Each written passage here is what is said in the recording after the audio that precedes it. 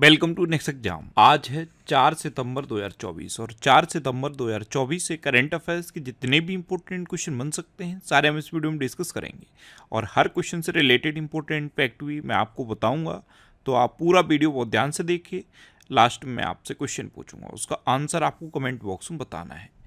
आज की इस वीडियो की PDF फाइल आप इस वीडियो के डिस्क्रिप्शन में डाउनलोड कर सकते हैं।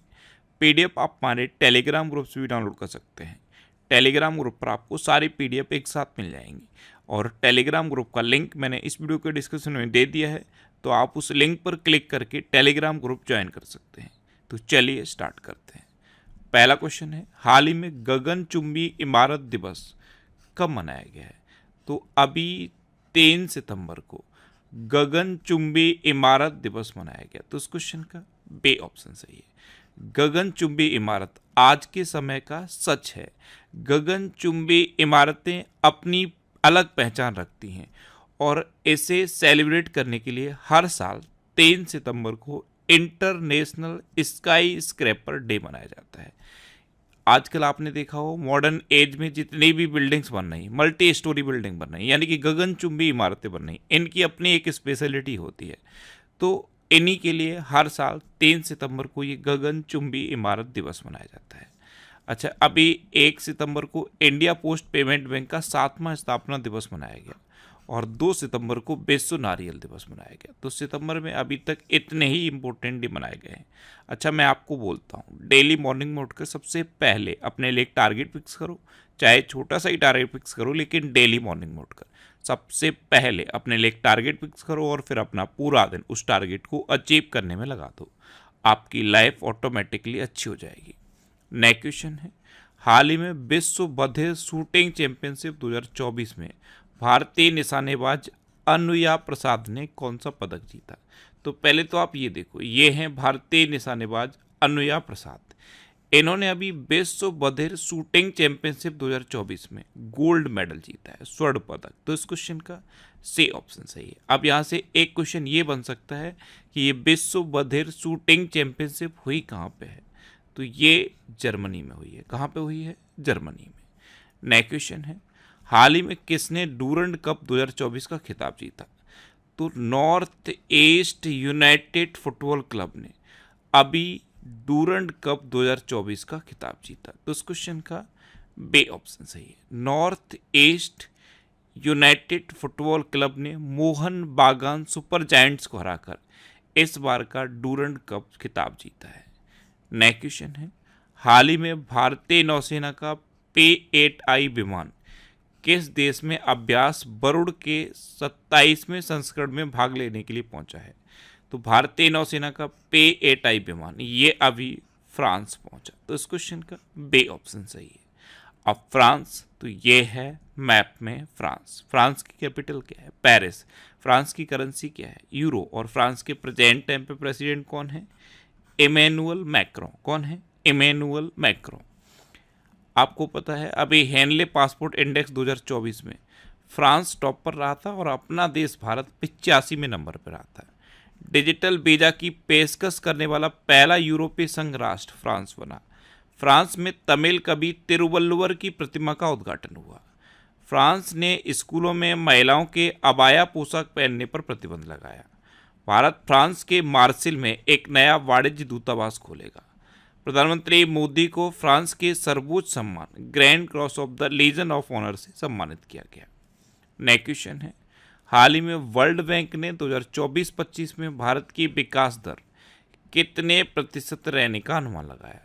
तो वर्ल्ड बैंक ने 2024-25 में भारत की विकास दर 7% रहने का अनुमान लगाया। तो इस क्वेश्चन का सी ऑप्शन सही है। अब ये अनुमान वर्ल्ड बैंक ने लगाया। आपको पता है वर्ल्ड बैंक की स्थापना कब हुई थी? 1944 में। कब हुई थी?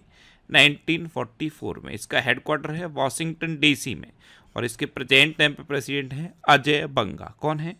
अजय बंगा। नेक्स्ट क्वेश्चन है, हाल ही में किसने इंडियन ऑयल के अध्यक्ष पद का अतिरिक्त कार्यभार संभाला?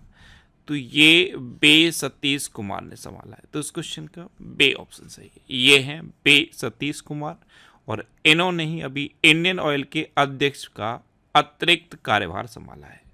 अच्छा, संजीव रैना ये आईटीबीपी के अतिरिक्त महानिदेशक नियुक्त हुए हैं। राजेश नाम्बियार को नास्कॉम के मनोनीत अध्यक्ष के रूप में नियुक्त किया गया है। तेजिंदर सिंह ने भारतीय वायुसेना के उप प्रमुख का पदभार संभाला है। अमरदेव सिंह भाटिया ने डीपीआईआईटी सचिव के रूप में पदभार ग्रहण किया।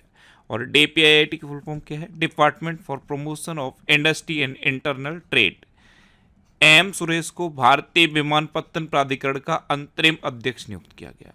सत्यप्रकाश सांगवान को पेरिस 2024 पैरालंपिक के लिए सेफडी मिशन नामित किया गया। नेक्स्ट क्वेश्चन है, हाल ही में किस राज्य विधानसभा में एंटी रेप बिल पास हुआ है? तो ये पश्चिम बंगाल की विधानसभा में पास हुआ। तो उस क्वेश्चन का सी ऑप्शन सही है। अब पश्चिम बंगाल में पास हुआ तो ये है मैप में पश्चिम बंगाल। पश्चिम बंगाल की कैपिटल क्या है? कोलकाता। और आप जानते हो कोलकाता किस नदी किनारे स्थित है? कोलकाता है हुगली नदी किनारे स्थित। पश्चिम बंगाल की चीफ मिनिस्टर है ममता बनर्जी। और पश्चिम बंगाल के गवर्नर कौन है? सीबी आनंदा बोस। कौन है?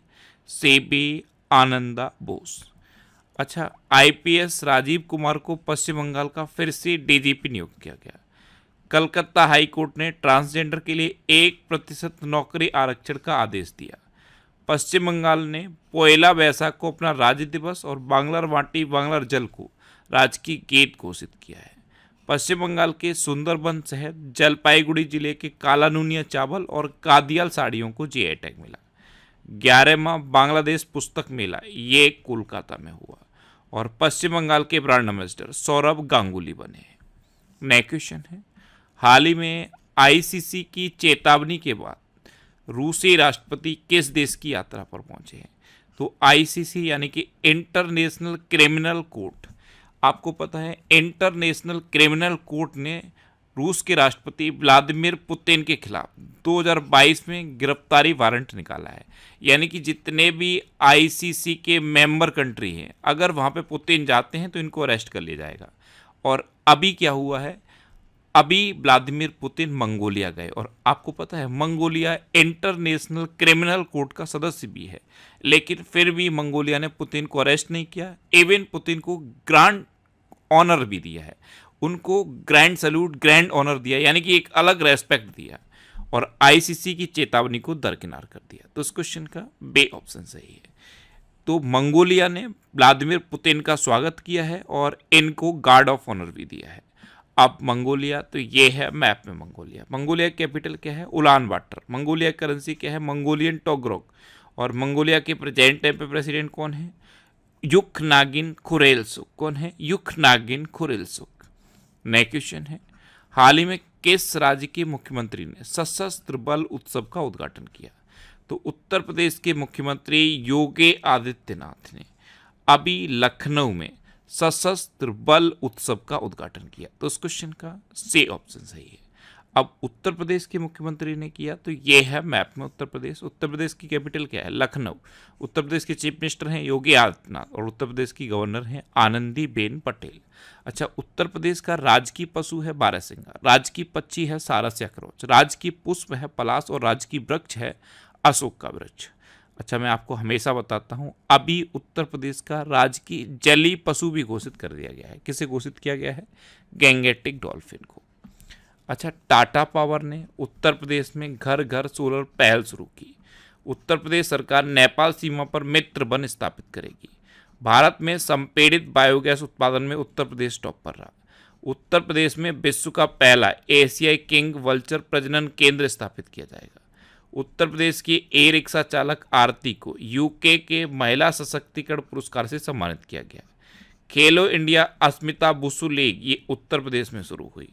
उत्तर प्रदेश के लखीमपुर खीरी में बायोप्लास्टिक पार्क स्थापित किया जाएगा। और उत्तर प्रदेश सरकार ने नई सोशल मीडिया नीति शुरू की है। अच्छा, उत्तर प्रदेश में दुधवा नेशनल पार्क है, कतरनिया घाट वाइल्ड लाइफ सेंचुरी है और पीलीभीत टाइगर रिजर्व है।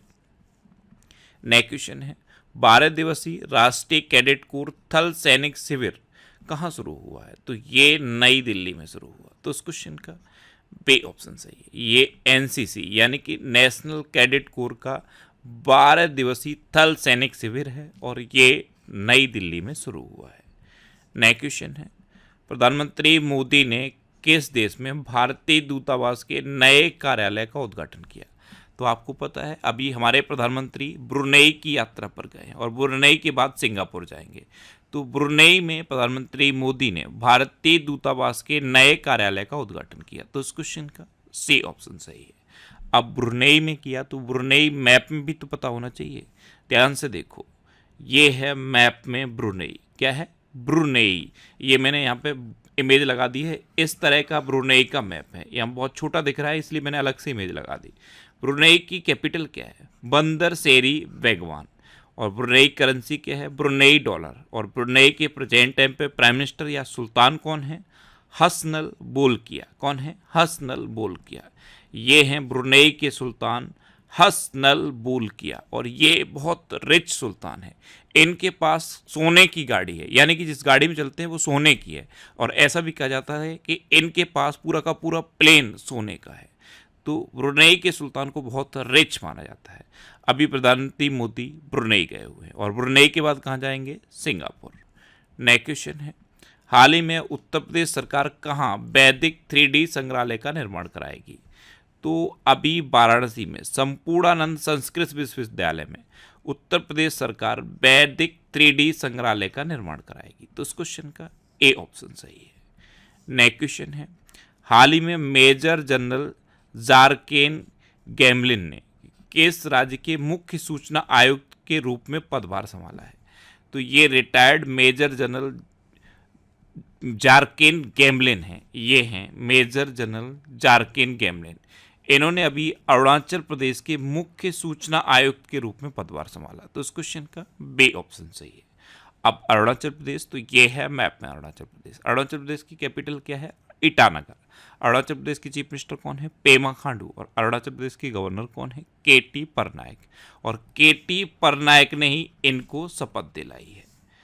अच्छा, अरुणाचल प्रदेश ने परीक्षा में अनुचित साधनों को रोकने के लिए विधेयक पारित किया। 100% घरेलू नल जल कनेक्शन हासिल करने वाला पहला उत्तर पूर्वी राज्य अरुणाचल प्रदेश बना। Tawangchu tides international kayaking championship 2024 Arunachal Pradesh में आयोजित हुई। अरुणाचल प्रदेश के आदि केकेर, अदरक, हस्तनिर्मित कालीन और वांचो शिल्प को जीआई टैग मिला। पवन कुमार सैन को अरुणाचल प्रदेश का मुख्य निर्वाचन अधिकारी नियुक्त किया गया।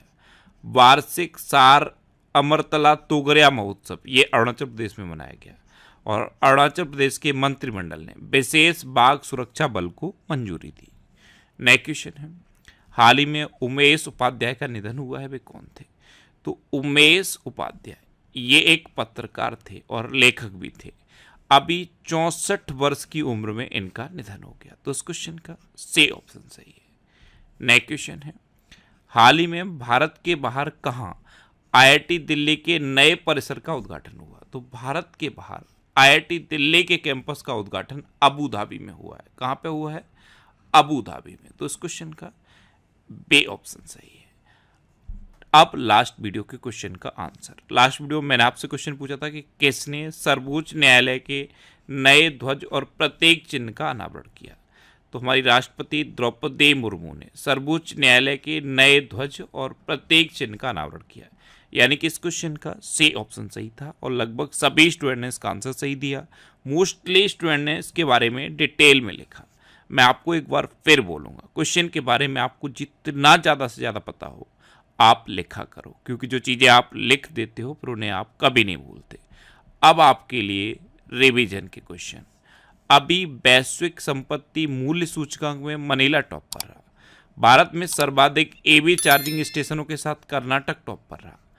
पंजाब ने प्रारंभिक बाल्यावस्था शिक्षा को बढ़ावा देने के लिए आरंभ कार्यक्रम शुरू किया।